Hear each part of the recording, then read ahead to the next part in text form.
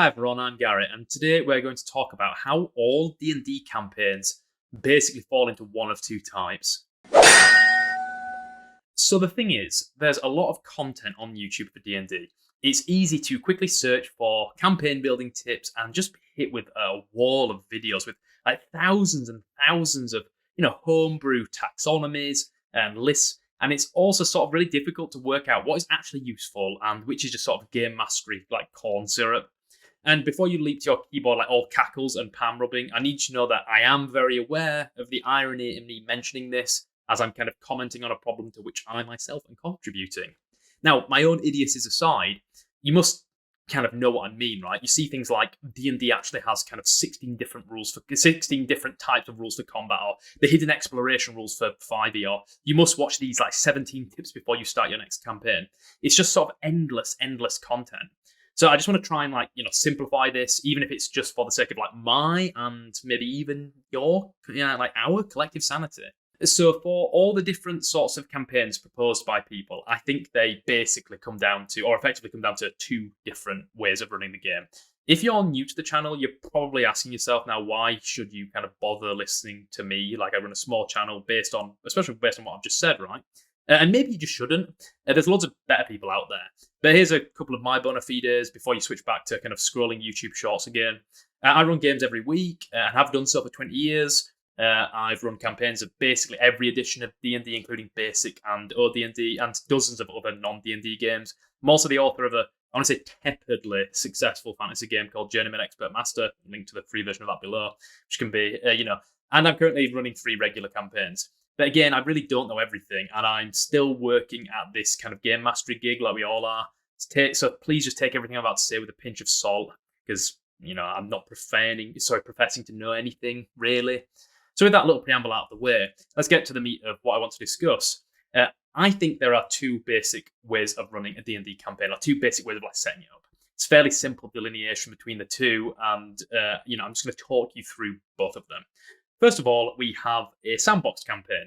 This type of campaign is, at least in my, from my perspective, more popular with like older versions of D&D and the players of those versions of D&D. The term sandbox is sometimes unfairly sort of venerated as a sort of unattainable goal, because people who don't play or run sandboxes often have this concept that the sandbox campaign is a game in which the players can do whatever they want and go wherever they want, and that the savvy game master, the best game masters will have prepared an amount of content that basically tests credulity, allowing absolutely no restrictions on the player's experience.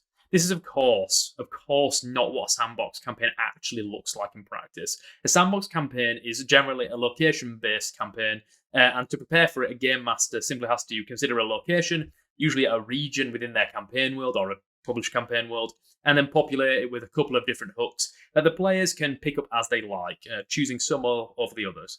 It may be that the game master wishes to use a few shorter modules that they have already read or run. Many older and OSR type modules can be really good for this kind of gameplay. The module I most recently reviewed, that's the Croaking Fane, that would be a really good example of the sort of location-based adventure that would work as an initial opportunity for adventure presented in a sandbox type campaign. Sometimes a single module can act as the basis for this type of campaign, but there are usually, these are usually really large and sprawling location-based adventures, often taking the form of a mega dungeon. So I'm thinking things like Stonehell or Barrow Maze.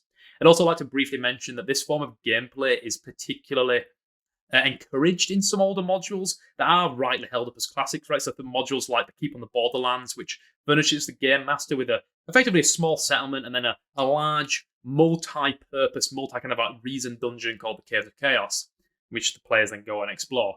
It's for this reason that sometimes sandbox campaigns are somewhat associated with an older style of play by some aspects of our gaming niche. That's not to say that that is an entirely accurate assertion, though.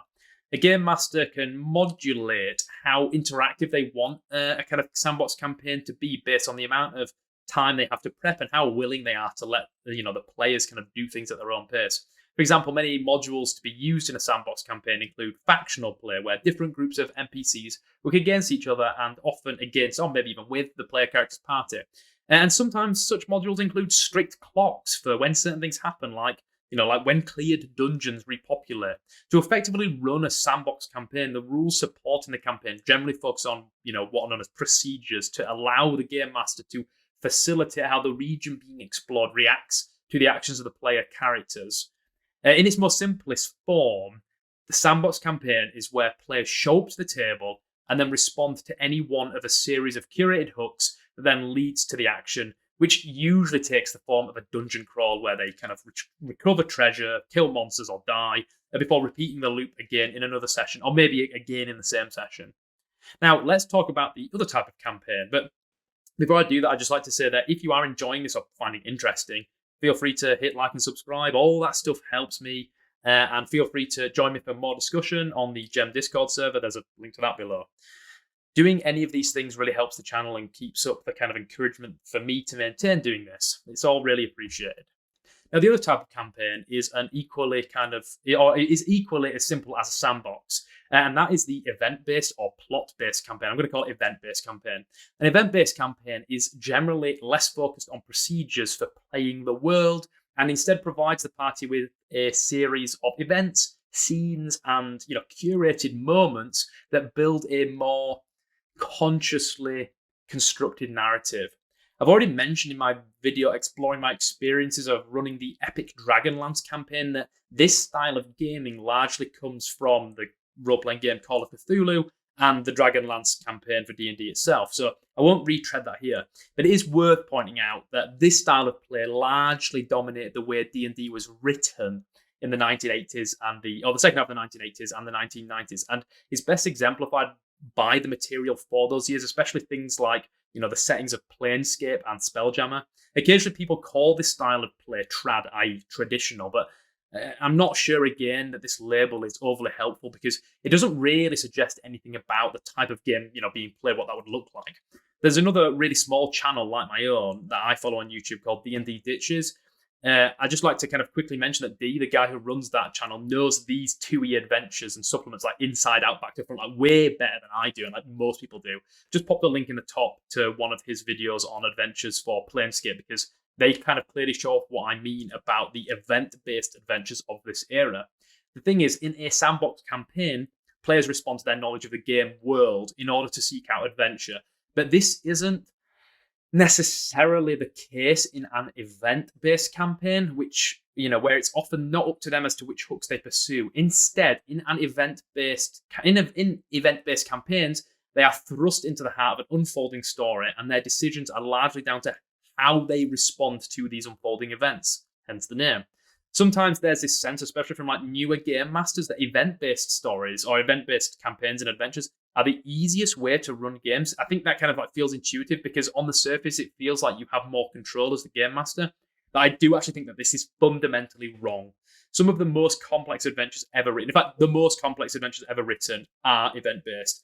And the amount of bookkeeping and kind of head scratching required by the game master in order to successfully navigate those adventures is really taxing. The best examples, are exceptional, albeit incredibly demanding, and they would be things like Masks of Nyarlathotep for Call of Cthulhu and The Enemy Within for Warhammer Fantasy Roleplay.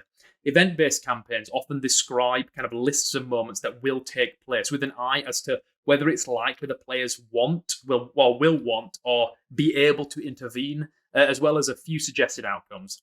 There was a kind of great author of hard-boiled detective fiction in the mid-20th century called Raymond Chandler. Chandler famously, gave the following writing advice that when in doubt, have a man come through the door with a gun in his hand. He meant this is a sort of blunt tool that an author can use to move a story forward and get unstuck if the plot was flagging. I think that this bit of advice practically sums up the mentality of the event-based designer. It's not that the players have no choice, but it's how they respond to events around them that affect the ongoing narrative. Sometimes, I think people have a tendency to perceive event-based campaigns to be a sort of diluted or inferior type of a campaign that robs players of agency, especially like OSR kind of players. I don't agree with that really either, in as much that it's a misunderstanding as to the nature of this type of campaign. A good event-based campaign responds to the actions of the narrative as the narrative encourages the players to respond to the unfolding events. Now let's talk let's talk about why evaluating campaigns in these two really simple terms is actually useful to us as game masters. The thing is that I haven't mentioned about these two types of campaigns is that they can be layered on top of each other, and that sometimes a good game master is going to have to switch gear in order to respond to their players' decisions. It might have been that the players have successfully explored much of a kind of large dungeon, maybe even a mega dungeon that you've been writing.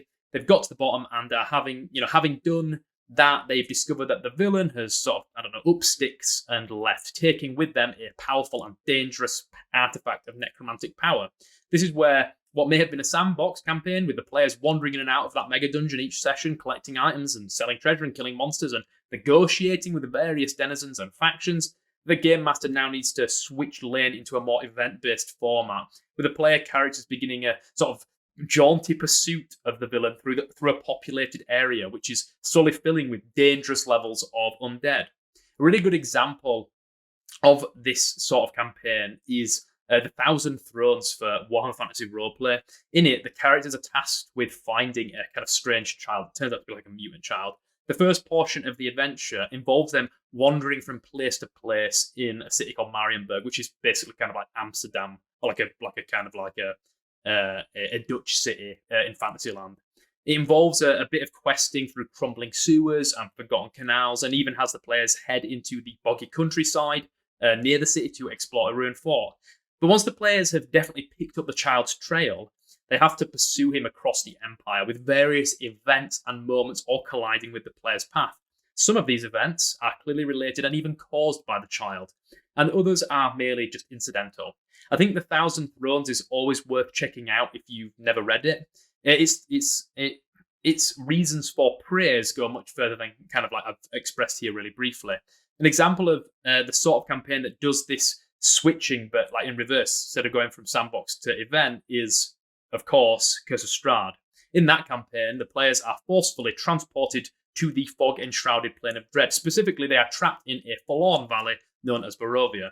At the start of the adventure, the characters have little choice after they're kind of spiriting away, but they're going to then start investigating. The book almost directly tells the game master to have them fight a set of hungry wolves in the opening, in order that they find a letter from the now deceased burgomaster of a nearby village. The party wander down into that town, and then the impetus from those initial events that have directed their actions begins to fall away. While it's quite likely that they will want to investigate that letter further, there's absolutely nothing stopping them from just striking out like in any other direction and interacting with the world in that way. The events here give way to a sandbox.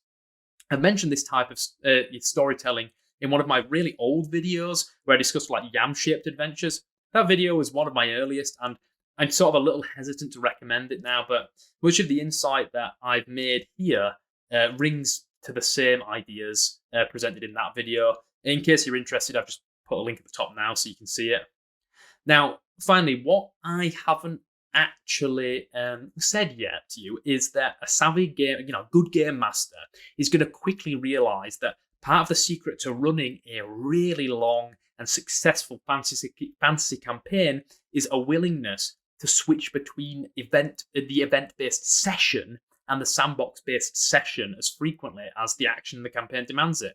Sometimes the party may be sandboxing for weeks or months in real time, and at other times they may simply explore a bit of a dungeon one session, and then you realise, oh wait, they've kind of disturbed something that they shouldn't have, and now they are going to be subject to a series of events, next session. It's this willingness to go with the flow and accept that your campaign doesn't have to be, just that, quote, one thing permanently. I think, actually, in many cases, the most successful campaigns I've run and have been part of, like as a player, have been a kind of murky mix of these two styles of play. To me, it's not clear that the classic gonzo dungeon crawling fantasy but survival horror of early D&D sandboxes is automatically superior to the trad, plotted, and social roleplay heavy event-based campaigns that came after it.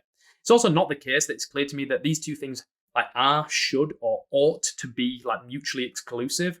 I think increasingly that the opposite is true. So, sometimes I think that hewing too close to a kind of perceived formula that we might feel is generally superior or more correct than another way is the surest kind of indulgence that actually can kind of kill a campaign dead. Whatever the group needs for you to keep everyone invested and everyone, including yourself, really enjoying the game is the only thing really that is ultimately a requirement. I at last think that any taxonomy dreamed up by some schmuck like me on YouTube is effectively secondary to anything you're doing in your own game, so long as everyone is having fun. As I said in my preamble, this is like still a gig that I'm working at, and it's a craft that you probably also share. And if you're watching this, I also think game mastering is like actually a craft that can be worked on and improved. And if you're like me, you probably think about how to do that like a lot of the time. You think about that a lot. But anyways, that's what I think. What do you think? Let me know in the comments below. Thanks for taking the time to listen to this. I'm Gary. I'll speak with you again soon.